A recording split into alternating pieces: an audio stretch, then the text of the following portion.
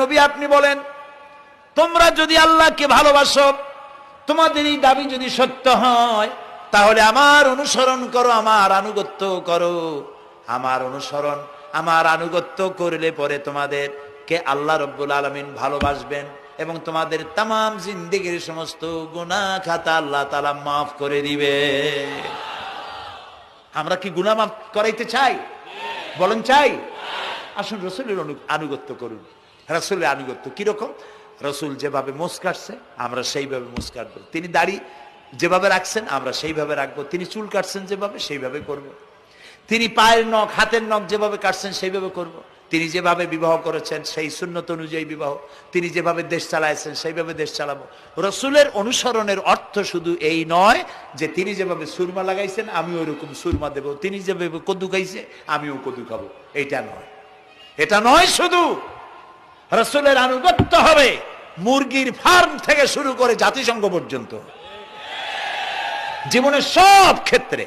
আর বিশ্বাস করতে হবে তিনি শেষ নবী, তারপরে আর কোন নবী আসবে না।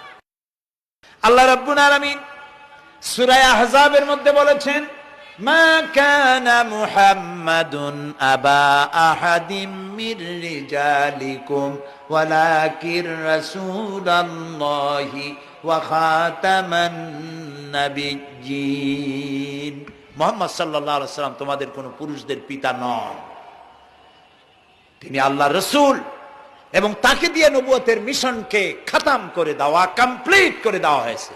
আর কোন নবী, রাসূলুল্লাহ বলেছেন লা নাবিয়্যা বাদি ওয়ালা রাসূল, আমার পরে আর কোন নবী আসবে না, রাসূল আসবে না। কথা বুঝে আসছে? আল্লাহর নবীর পরে আর কোন নবী হবে না। আল্লাহর নবী বলেছেন, একটি ইমারত তৈরি করে তার ভিতরে একটা ইট যদি খালি থাকে, একটি ইটের জায়গা যদি শূন্য থাকে, তাহলে সকলের চোখে ধরা পড়বে। ওই ইটখানা দিলে পরে বিল্ডিংটা কমপ্লিট হয়ে যায়। নবুয়তির যে ইমারত আল্লাহ তৈরি করেছিলেন, ওর ভিতরে একটা ইটের অভাব ছিল। আল্লাহ পাক আমাকে দিয়ে সেই শূন্য জায়গা পূরণ করে দিয়ে নবুয়তের মিশনকে কমপ্লিট করে দিয়েছেন। রাসূলুল্লাহ বলেছে আমার পরে আর কেউ নবী হবে না। পৃথিবীর সব মুসলমানদের আকীদা, মুহাম্মদ সাল্লাল্লাহু আলাইহি ওয়াসাল্লামের পরে যদি কেউ নবুয়তের দাবি করে সে কাফির, হাজার বার কাফের।